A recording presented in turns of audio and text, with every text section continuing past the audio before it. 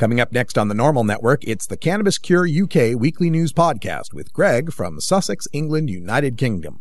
Give him a listen at cannabiscure.co.uk, watch his videos at youtube.com/cannabiscuretv, and follow him on Twitter at Cannabis Cure UK. The show debuts every Tuesday at 5 p.m. Pacific, 8 p.m. Eastern, with replays Tuesday at 11 p.m. and 5 a.m. and Saturday at 11 a.m. Now it's time for the Cannabis Cure UK weekly news podcast.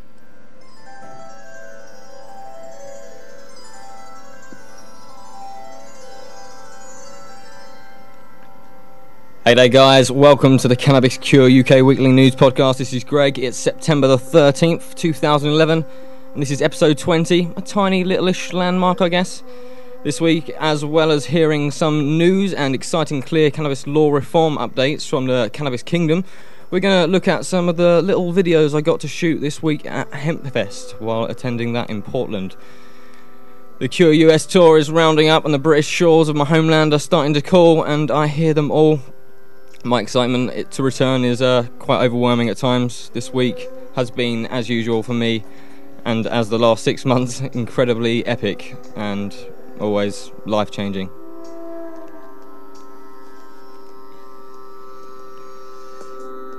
I love cannabis unmeasurably. The seeds are intricately patterned like snowflakes. Each one is unique. Watching that shell rise through the earth, it's exciting. The speed of growth, the greens and the forms that it grows into is nothing other than fascinating. Much better than anything technology could produce. The beauty of the plant will catch your eye, but the scent will hold you captive, pulling you in closer for a better look. Those crystal-like trichomes glistening at you, teasing you, just waiting to unlock their therapeutic powers. The ritual of breaking up the bud and feeling the essential oils on your fingertips, sticky like nothing else, with the added pleasure of unlocking all those beneficial, glorious blended flavours. Exploring new tastes is my enjoyment, activating parts of my body, sparking cranial sensations with every inhalation. Exhale and feel the cool air filter past the lingering aromas as you breathe in fresh back through your nose. Relax, feel clear, realise the day, escape it, feel your heartbeat, know that you're alive. Allow your mind to wander into new territory and envision the world as a place where the last few minutes of your imagination wouldn't land you in prison. Cannabis saves lives, and every day as humans, every one of us has the most intricate relationship with this plant, whether we like it or not. It's time we started looking towards a policy based on science and not fear and punishment. Millions of lives are being needlessly and irreversibly ruined every single day and lost forever by the prohibition of this, quite frankly, life-essential organism. As a cannabis user, you need to be aware of the risks that you are taking for using it. You can do everything you can try decreasing the chances of being caught, but the only way you can truly guarantee you aren't going to be caught for growing or being in possession or using cannabis is if you fight for it to become descheduled. Making the use of cannabis legal for all adults for any reason, spiritual, recreational, traditional, medicinal, our culture needs to be recognised. To do that, we have to recognise ourselves and show ourselves. We need to unite so that we can be seen as what we are, normal. We are just like everyone else. We are all just cannabis lovers. Stop arresting us. Join Clear Cannabis Law Reform today at www.clear-uk.org.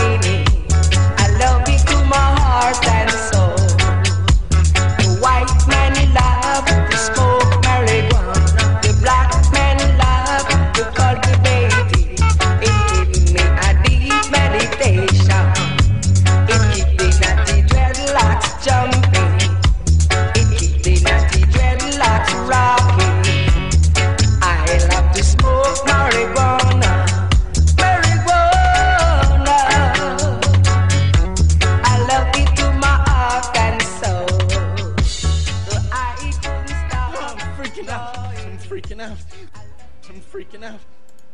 Hey there guys, welcome back to the Cannabis Cure UK weekly news podcast. It's me, Greg. I am celebrating, yesterday I was celebrating my 24th birthday. Happy birthday to me. We were at Hempfest, I made it.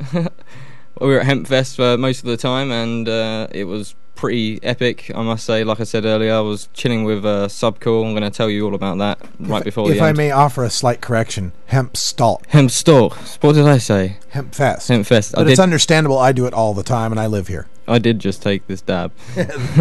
Okay, but anyway, we are going to get on to the news for today before I start rambling on about all my excitement and everything over here.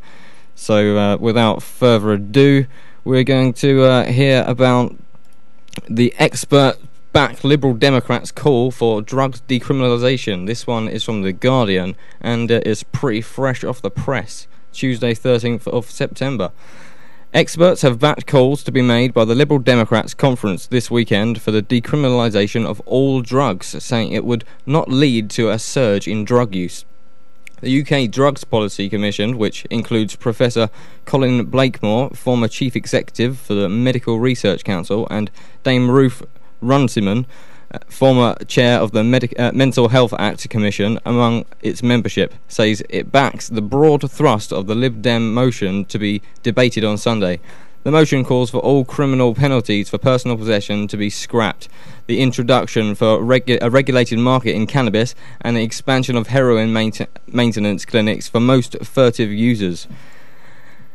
Ewan Hoyle of the Liberal Democrats for Drug Policy Reform, who is to move the motion on Sunday, said it was likely to be passed and welcomed the Commission's endorsement. Roger Howard, the Commission's chief executive, said there was an understandable worry that removing criminal penalties for a simple possession could lead to a rise in drug use, but insisted the move could do some good. The evidence from other countries suggests that there would be no great surge in drug use, he said. It is not so much the law that changes behaviour rather than social and cultural factors. This is why in the UK we have seen a decline in cannabis use over the past 10 years, despite various changes in the law and policing practice. Howard said giving drug users a police record made it harder for them to get a job and put some off seeking help. More challenging is what to do people whose drug dependency results in them committing crimes to feed their habit, he said. Existing drugs laws had not put off 10 million people from using cannabis, Howard said, but the Commission voiced caution about introducing a regulated market in cannabis. Even in a tightly regulated market, there is a risk of smuggling and counterfeiting, he said. Counterfeiting? This is marijuana.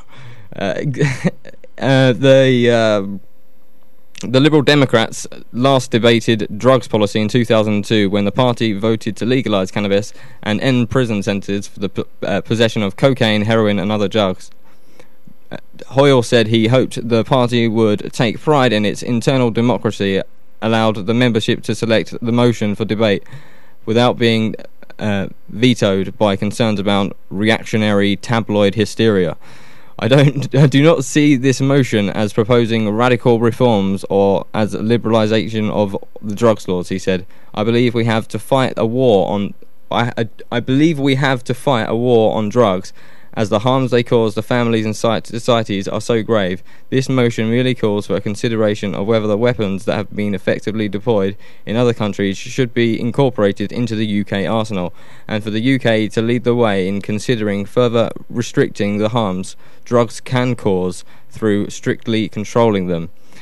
So that's a quite interesting article. We've been looking forward to this kind of announcement from the Liberal Democrats. We've heard consistently over the last few years how they want to decriminalise drugs, how if there was a more regulated policy for cannabis. Some politicians have actually mentioned cannabis. Usually they just talk about drugs in general, but we have heard them wanting to introduce them. We heard Nick Clegg fumble over them. We've talked about that on the podcast before, when he was running for Prime Minister before the general election, before they got the coalition government. Since then, he seems to have stepped back and not really looked into it. The government aren't answering any calls from Clear Peter Reynolds has been sending letters to David Cameron. I think we're on part 8 of the Peter Reynolds saga at the moment on the Clear website. If you haven't checked out those blogs yet, I would recommend you do so. Peter Reynolds is trying to get David Cameron to answer his claim that cannabis is very, very harmful, causes serious mental health problems, and is a great threat to society. In that YouTube interview that what's his name, David Cameron did. Went blank for a second there, sorry. So this is good news from the Liberal Democrats. Maybe they're actually going to put a bit more pressure on the Tory government. The drugs policy needs to change. No mention at all of medicinal cannabis there. That's a shame, seeing as that is what is grabbing the headlines mostly at the moment in the UK, with the way Sativex are quite clearly trying to how do you say this, convince the public that aren't educated enough in cannabis that CBD has no effect on the body, no effect on the mind at all. Have you come across any of this yet, Russ? Well, I know the CBD to be very narcotic feeling. I mean, not exactly the same thing, but to be more relaxant and to at least a physical difference. As far as whether or not CBD alone has a psychoactive effect, I haven't had a CBD rich enough strain or only CBD to really give any objective opinion on that. I know for sure THC is the psychoactive one, but I don't know if there's been any psychoactive effect of CBD alone. Yeah, I think we'll get into it a bit later with one of the clear topic we'll talk about in the activist section. But it's really good to see that the Liberal Democrat Party are putting their best foot forward on this one. I would be more interested to read into this. I haven't had the chance because we're doing this live, and this news is relatively new to me, as it is fresh up today. Maybe next week we'll talk a little bit more about that. The next story is from the Scotsman.com. Muck seized from cannabis raid goes to riding centre. 12th of September 2011. Police officers recycling the contents of a cannabis farm discovered in Edinburgh may initially raise a few eyebrows.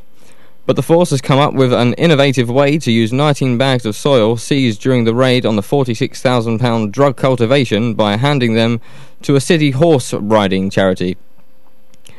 Now the unused soil bought by criminals to help grow the cannabis plants is helping to create new banking around the arena.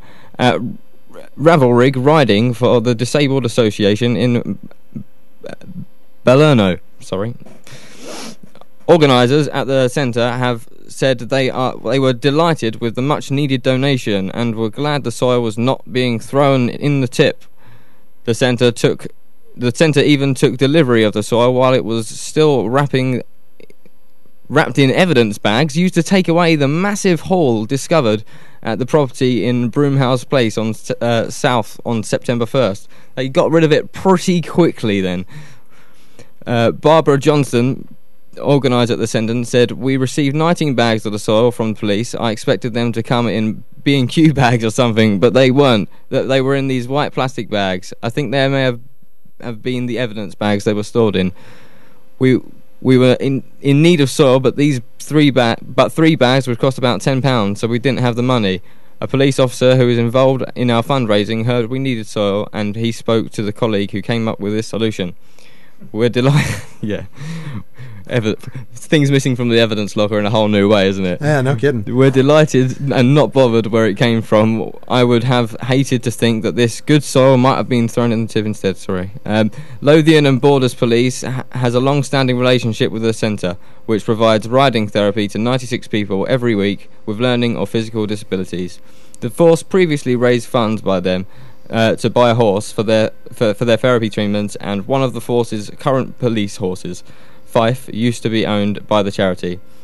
Miss Johnson added, "The police have always been very supportive of us. The centre is doing very well, but the money is always very tight. We're beavering away with fundraising and things like this. This always help." Detective Inspector Sarah Buchanan said, "Though through the vital intelligence provided by the public, yet another cannabis cultivation has been discovered and seized, preventing a significant quantity of drugs reaching our communities." I know, isn't it a load of old tosh? Now, rather than having a detrimental effect, the unused soil will improve facilities. Lothian and Borders Police will continue to take any opportunity to reinvest any assets associated with crime back into our communities. Oh, watch out. 3 men aged 28, 30 and 38 and 2 women aged 20 and 39 were arrested and charged in connection with the cultivation and appeared in court last Monday.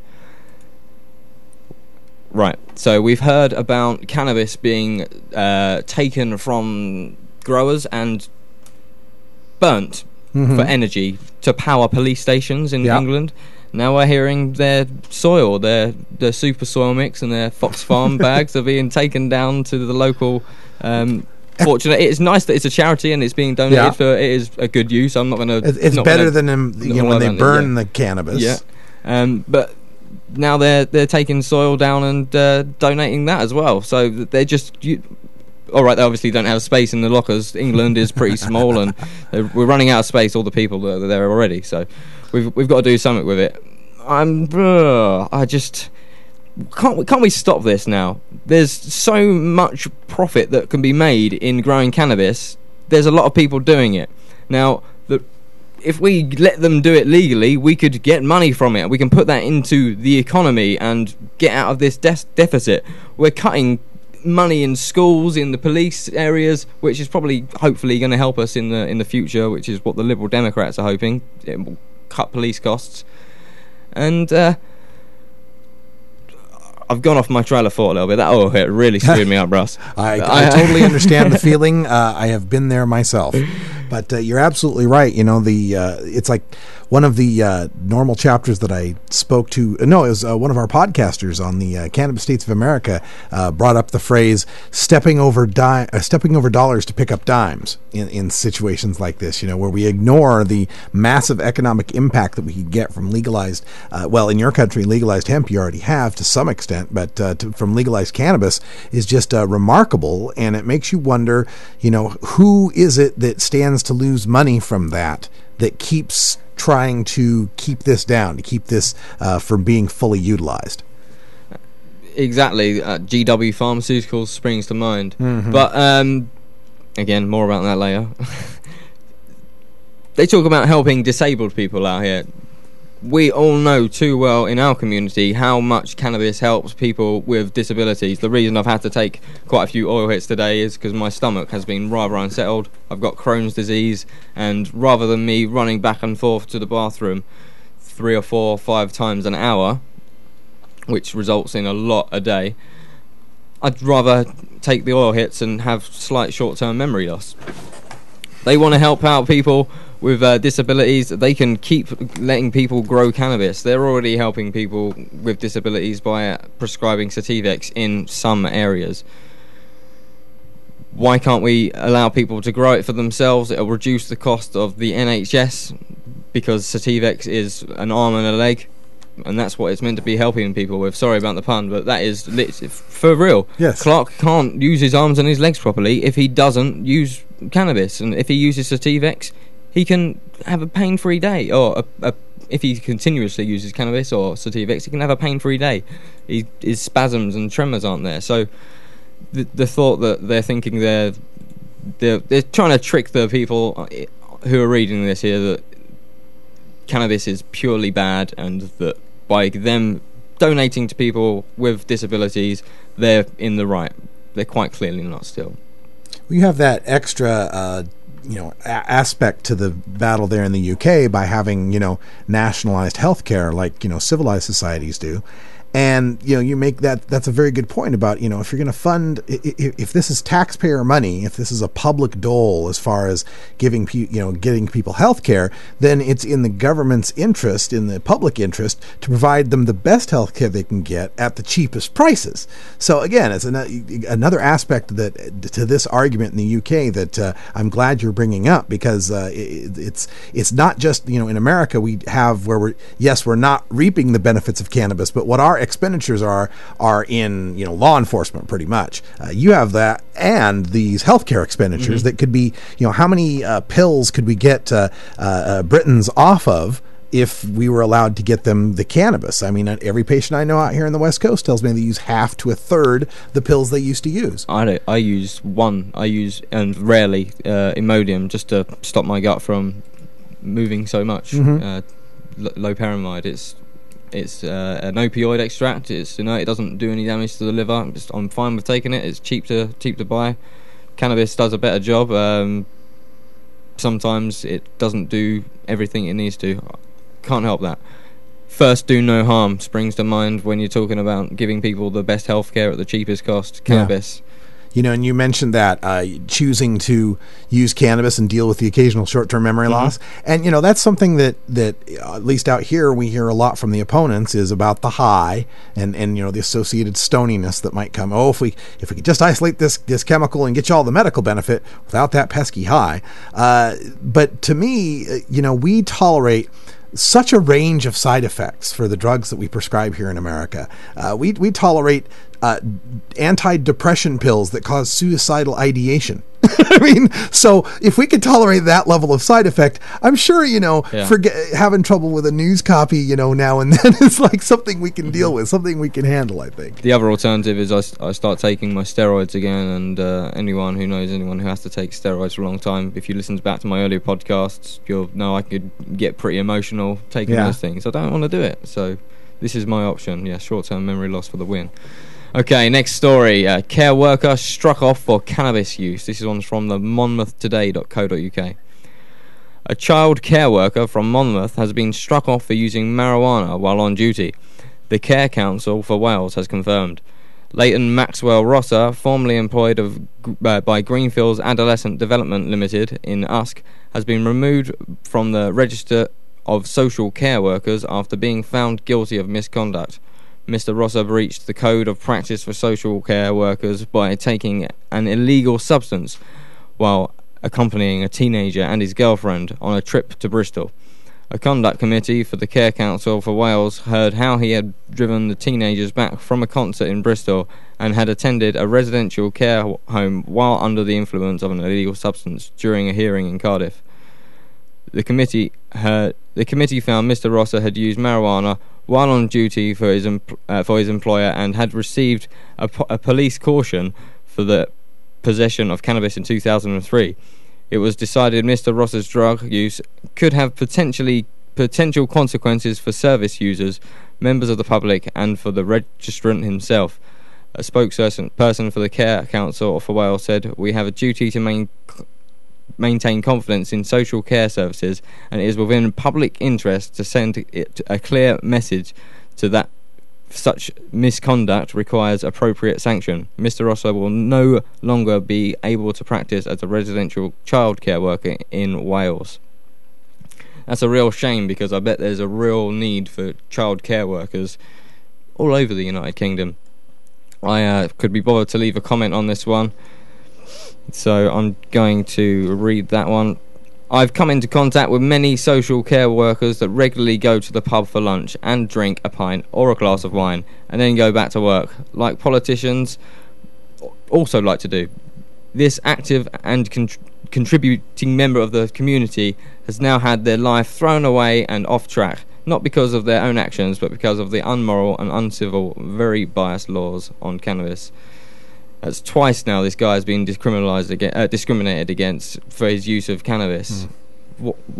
I seriously, at work, I'll sit there and I'll have care workers come in. They'll have their usually in the town that I have, there's quite a lot of mentally ill children. Or they're not children. I shouldn't really say that. They're adults, but they mentally they come across as children. But these care workers, they come in with their what do we call them? They're not clients. I'm a little bit brain dead. Patients? Patients, maybe. I guess. They come in with their guys and they sit down. I'll get talking to them, you build a rapport. They'll tell you what they've been to the pub already. You can smell that. Sure. And they'll tell you at the end, all right, we're just going to go back down the pub now. So I know that guy's had at least 2 pints a day. Is it? And it's my perception that the United Kingdom still is like, 2 2-3 decades behind where we are as far as that alcohol culture. Like, you look in the 70s and the 80s in America, and having a beer and then going back to work was a little more kosher than it is now. But still, I know American workers that, that's not even thought of, second look if you go to lunch and have a beer at the TGI Fridays or whatever, and go back to work. And when it comes to working with kids or mentally handicapped adults, I think, having a little bit of cannabis might be, a benefit for the job. Yeah, definitely. And like I say about people having a beer for their lunch, I've come across a few that have liked to toke up. I'm someone that quite obviously looks like a cannabis user. I get stereotyped and profiled left, right and centre. Sometimes it annoys me, other times I'm proud of it. But people say to me, so you like to toke? Of course, I just go into it. Or I've dropped a few hints about hemp, or they've seen a wristband. Everyone does it on my hand or something like that. We have a conversation about it. They smoke at work. They smoke with teenagers sometimes, and that for me is crossing the line. I think you've got to be responsible in this situation. This guy is, from the report, it says it's a teenager. Maybe the mother has found out. Maybe the child has grasped him in. Yeah, that could be the case. We don't know much from this. There's a few more comments on there. Maybe it'd be good for you to take and have a look at yourself. It's monmouth-today.co.uk, MONMOUTH. I'm going to go to a song now while I have a bit of water, trying to gather myself a bit. I'm going to flick over. This is Dynamic and Remsen, Money Over Everything. I got sent in this one on Facebook. Cheers, guys.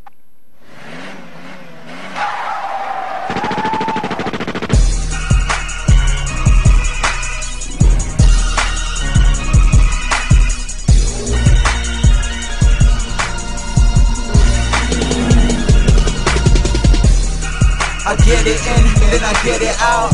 Sell shop, give me a month, let me settle in. Spend the bag in the shops for the hell of things. You know the rules, it's money over everything. I get it in, then I get it out. Yo, G, sell shop, give me a month, let me settle in. Spend the bag in the shops for the hell of things. You know the rules, it's money over everything. I get it in, it never came out. Plus I got it off touch and got the cane out. I was trapped in, so I trapped out. Now I holler right on and bring the bags round. How the grams gone by the hour, fam. Said he was a shower man. Watch when we rain down. You lay down when I aim the tray pounds. So if you're talking money, that's a safe shout. So let's get back to the paper. As for the haters, I'll get back to that later. Had food, so we served out. And I made 8 bills off the first ounce. No crack calls, but the cat's called. For them stiff shots, profit what I lived off. I lost though, I still floss though. It's supply and demand, Costco. I get it in, then I get it out. Sell shop, give me a month, let me settle in. Spend the bag in the shops for the hell of things. You know the rules, it's money over money. I get it in, then I get it out. Sell shop, give me a month, let me settle in. Spend the bag in the shops for the hell of things. You know the rules, it's money over money. Chilling in the trap, listening to rap. I lost the grand last week, I'm trying to make it back.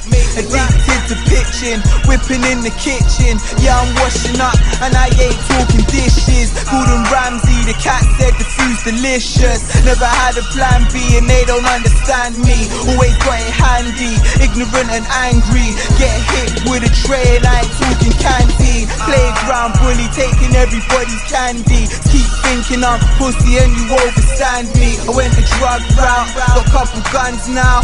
Had beef, what goes around comes round. And I ain't flagging, mixed man with magic. And if I ain't had it, then the clients had it. I'm from Edmonton, where all the violence happens. You're an internet hustler, get mine from trapping. I get it in, then I get it out.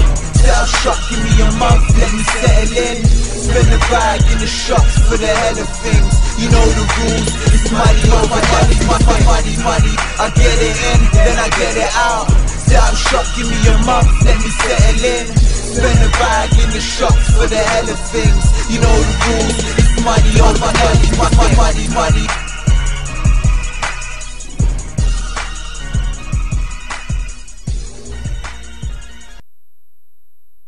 Guys, welcome back.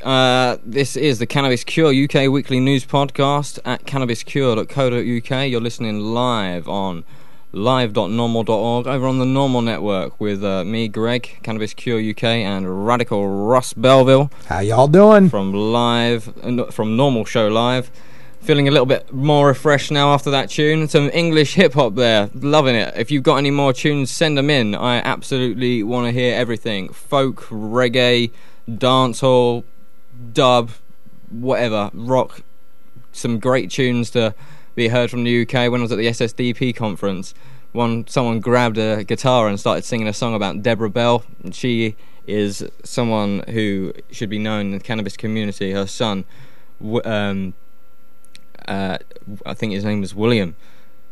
Not too sure off the top of my head, but Deborah is a super skunk fanatic. She absolutely hates us. She thinks it's going to go and rape our minds. 1 in 4 of us has a genetic predisposition to be psychologically abusable by cannabis. I know. And, well, she absolutely hates cannabis and wants the world to know why it is going to kill us. And this guy wrote a song about it. I can't remember his name. He's on my Facebook, but go and check out Jess Bradley on Facebook, and his friend has written this song about Deborah Bell. I'm going to chase him up for that. Maybe I'll record it when I'm back in the UK if that's not being done. Absolutely made me cry my face off.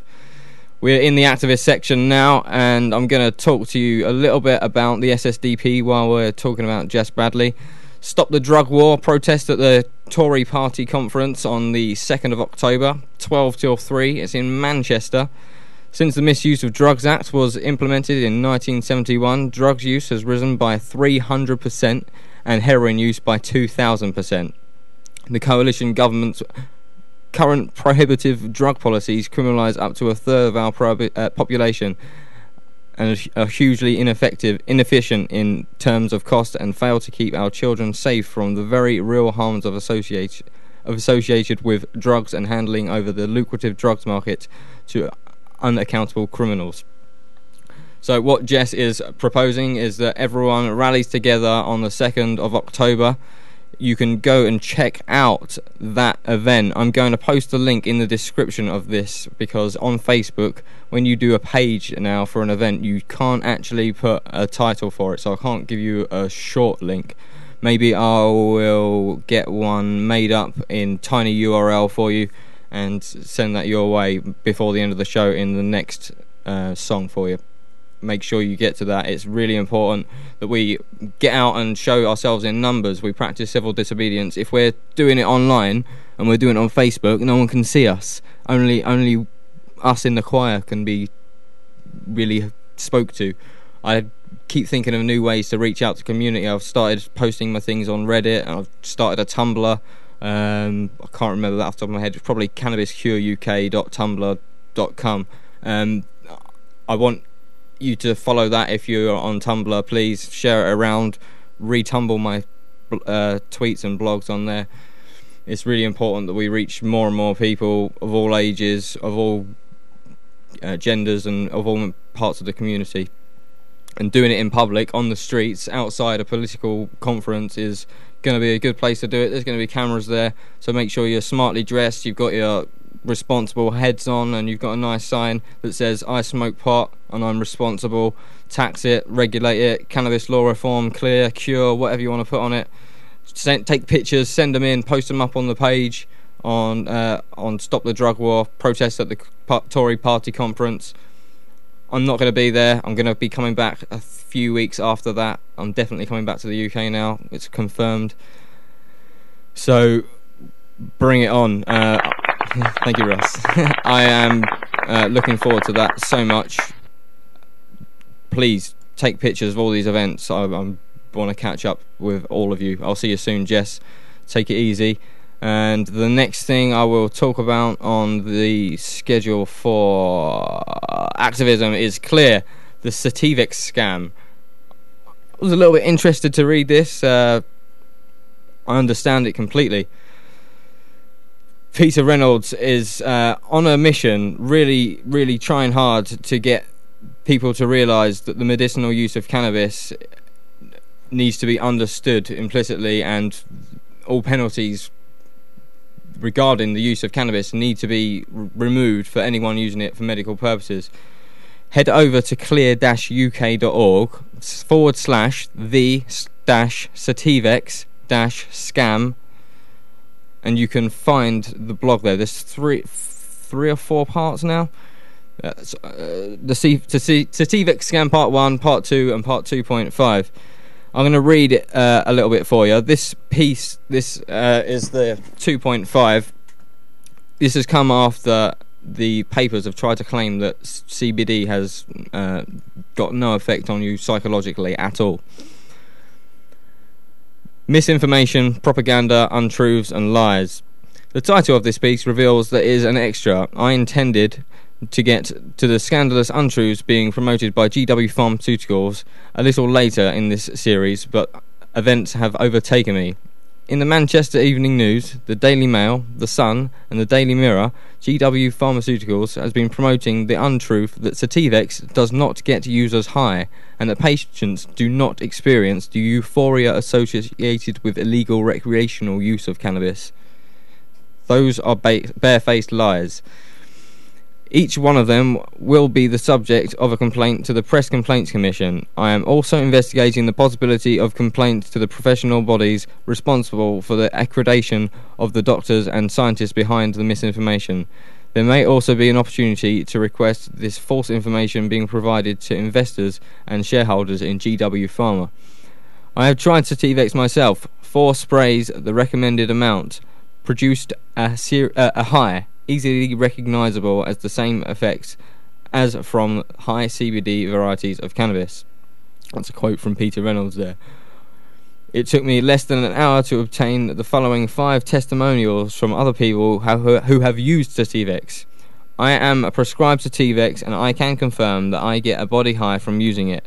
Not as much as a pure joint filled with just pure cannabis, but it does affect the same way, I think, and the way my body feels. That's from Des Humphreys, a Clear activist. I sprayed Sativex 4 times under my tongue, as first I could taste the mint flavour. However, the overbearing taste of the cannabis soon came through, and it certainly tasted like real cannabis. The effects came on quickly, and within half an hour I felt like I had eaten a very strong space cake, like the ones sold in coffee shops of Amsterdam. In other words, I got very stoned. That's from Chris Bovey. Sativex affects me in the same way as Bediol, the high CBD medicinal cannabis from Bedrocan, the Dutch government supplier. Of course it gets me high. That's from Clark French from Action for MS. This one's Jim Starr. Proper medicinal grade herbal cannabis works best for my spinal energy, but Sativex is okay. It helps with the pain and gives me the same relaxing effect. Peter continues. Upon 2 sprays under the... this one's from Yumita Yumura. Upon 2 sprays under the tongue, I admit I felt nothing. That is until after around an hour, when I could feel the effects slowly creep up on me. Colours got brighter and ideas started flowing, just like when I smoked herbal cannabis. Things felt better and more interesting than usual, and I found myself giggling at the smallest of things. To summarise, I was high. However, astonishingly, the conclusive proof that GW's deception comes from its own documentation. The Sativex Summary of Product Characteristics, the SPC, a statutory document on page 6, item 4.8, reports that euphoric mood is common side effects.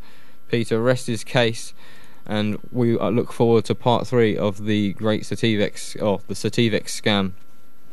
It's going to make it sound a little bit more glorious than it was then. Got to give it a big headline, man. What do you think of the big pharma and all the people that turn around and say they're gonna people aren't going to be able to home grow? Because this is a fear most people have in the UK. If GW get hold of the market right now, and the government go with the pharmaceuticalized version of cannabis, people aren't going to have the right to home grow, and that's something people in America really hold dearly, and I understand why, because they get a better result most of the time if they're a good grower and they take the time to do it.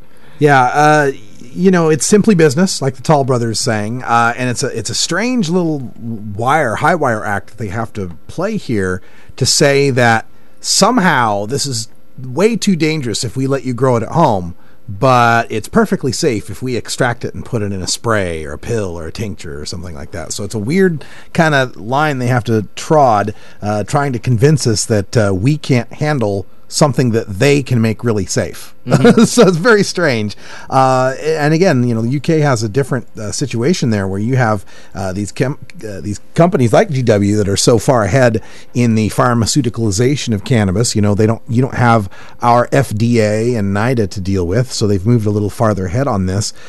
But it's something that we've argued here in the States with NORML for a long time, is that the right to home grow has to be sacrosanct, or else you are enslaved to either a corporation or a government and what they want to do with cannabis and what they want to charge it, and what levels, what strains they want to grow and what potencies they want to allow, et cetera, et cetera. And the continued push, we hear it all the time, to try to take out the high. Take out that pesky high. We can't have people feeling any sort of euphoria or anything. My God. And these articles have come from, you got menmedia.co.uk, the Manchester Evening News, and there's a quote in here from Sam Joel, senior research nurse at Pennine, the trust which runs North Manchester and Fairfield, has been involved in setting up the trials and identifying, recruiting and monitoring patients. So trials for Sativex have been set up for cancer patients to relieve pain in England now. He said research in palliative care, especially looking at the new drug treatments, is rare.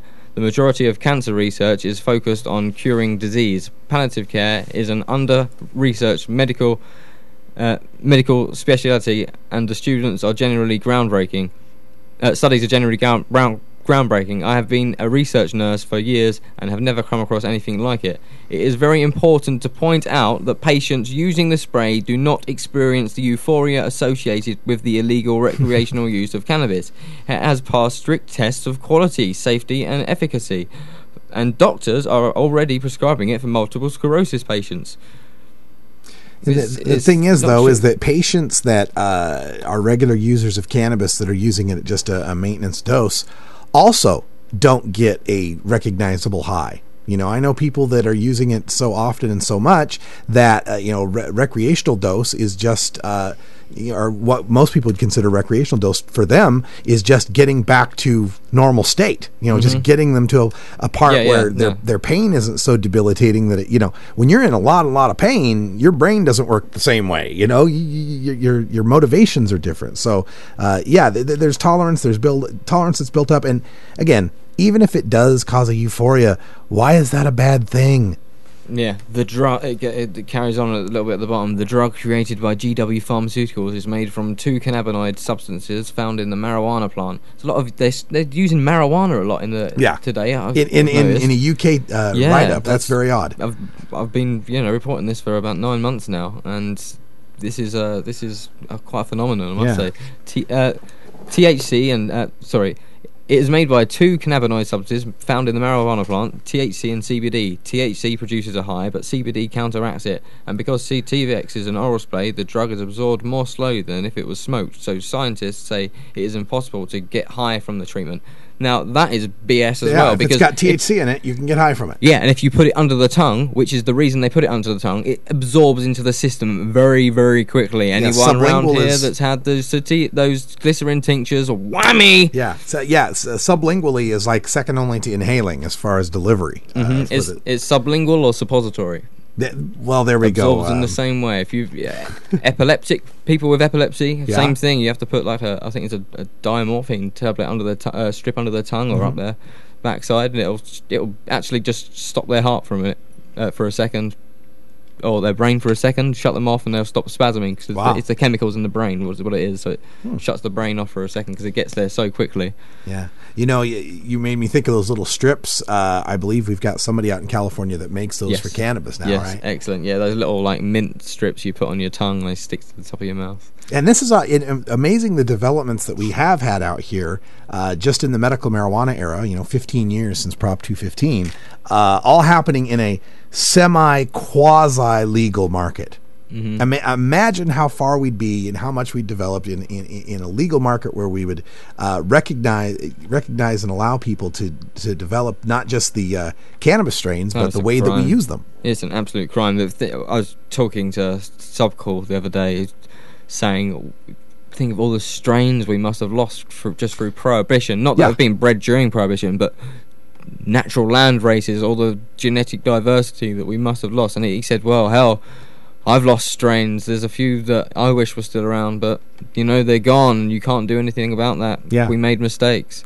Yeah, you talk to some of the older generation, and they'll start reeling off names of legendary '70s strains that I don't think existed. Don't think I've ever had any. Yeah, I've had quite a handful this week. I've had Vortex, embarrassment of riches. Oh yeah, I'm gonna stick another song on for you in a minute. But yeah, I'm absolutely certain that when I do next week's show, we are going to find out a little bit more about CBD through a guy named Al Coles from Alta, California. I've been trying to get this interview for a while. We're going to do a phone interview, and then I'm bouncing down to California to meet up with him. And he makes a product that is pharmacologically identical to Sativex. He makes 3 varieties of it, though. One's got high THC, 99% THC, 1% CBD. The next one's got 50-50. It's called Healing. And the other one is 80% CBD and 20% THC. 3 balances, 3 different types of medicine for illnesses that range left, right and centre, up, down. More than Sativex have got on offer at the moment. Now over here, they have got. It's weird. Despite the freedom that you've got a lot of pressure on top of you as well. You're able to grow large amounts ridiculously in California, so you can develop strain flavored ones. Mm-hmm. I've had a few ideas for that myself. You think about it. You can do it with the tinctures. They really do. Jelly bean tastes like jelly bean on the glycerin tincture. Yeah, when here we have a type of jelly bean that's called Jelly Bellies. Yeah, and they're we have them. You got them too, right? Yeah, okay, yeah. So all the different flavors. And remember, like the Jelly Belly that tastes like movie popcorn, and it even kind of feels like it tastes greasy. Like you're tasting actual grease. That's the strain I'm waiting for. Movie theater popcorn bud. We'll look for it. If anyone finds it, Radical Russ is on the hunt. I'm on the hunt. But okay, so that's it from the Activix section. I'm going to just give a quick shout out. Issue 8 of I Smoke is available on ismokemag.co.uk. Check it out. Enough Said is a good friend of mine. He is putting a hell of a lot of effort into this magazine. It's getting better and better every month. I'm really proud to be part of it. Some great writers on there. Jason Marie, Cockroach, who's been jumping in the Ustream forum there. Absolutely loving it. Getting the UK guys over. Clark French, of course. Professor Lee. And Peter Reynolds. Tom Herriton. Give a big shout out to this guy. He works really hard. He's been putting Clark up for a little bit. He's been staying with him. Clark's been doing a little bit of travel in Wales, Croydon. I believe there's a Clear meeting at the moment. The last thing I want to mention about that is the press release that Clear are announcing tomorrow at the Houses of Parliament. They're releasing information, a press conference about the Independent Council. Haven't got it in front of me. Closed the tab by mistake. I'm sorry. I think it's the IDMU of the Independent Council for Monitoring Drug Unit, Independent Drug Monitoring Unit, are releasing a paper. They're doing the press release at the House of Parliament. It's going to give you information about how making a regulated cannabis market in the UK will generate £6 billion. I've been trying to get information and an interview with a couple of guys, but because of the time zone differences and how busy they are setting this thing up. This is all new grounds for most of these guys. It's Laura From. They've jumped really deep into it really quickly. Yeah. Just like I have. 9 months. Not even that. Clear of being around 8 months now. Wow. They're really, really pushing it out. Hopefully someone is going to record some audio, some video, take lots of pictures, so we'll have something to give you next week as well. And like I say, that is the end of the activist section. I want to mention in the last 5 minutes, I'm coming home. I put up a video of Subcool Dairy Queen strain, gave it a review. I absolutely loved smoking it. He loved watching the video, and he offered me a job to be his videographer. I accepted it, of course. I'm wearing his hat and his shirt right now. Really proud. He makes a strain called Jack the Ripper. It's got 5% THCV. Really, really great for Crohn's, apparently. It's what Sativex are saying. GW Pharmaceuticals are saying anyway. Really good for Crohn's, possibly multiple sclerosis, but definitely Parkinson's. How great is that? That this is the guy that has given me a chance, and he's also given me a ride home. It's very, me a ride very home. odd and surprising how quickly and how serendipitously things will work out in this movement. That's the word I was reaching for. If you go all in. Mm-hmm. And that's the thing. If you go all in, it's amazing what can happen. I could tell tales of just, miraculous things happening just because you're dedicated to it and you're honest and sincere and continue to keep working in the face of adversity, and that gets rewarded. And so I encourage anyone out there who's been listening to Cure's podcast to, go all in, get involved, because it can happen for you. I've had a lot of people saying they're looking forward to meeting me back in the UK. That really fills me with confidence, inspires me, love it. I'm going to play you out with the Garcia birthday band at Hempstalk. I put this video on my YouTube channel, but I'm going to play it for you now anyway. Enjoy it. I did. What's up, guys? I'm just taking a oil hit out in the park at Hempstalk, 2011, Portland. We're listening to the Garcia birthday band, and if I was in England right now, it would be my birthday, so happy fucking birthday to me. I made it to another one. And I'm going to celebrate by taking me some dab. If I can find the rest of the piece. Cheers, world.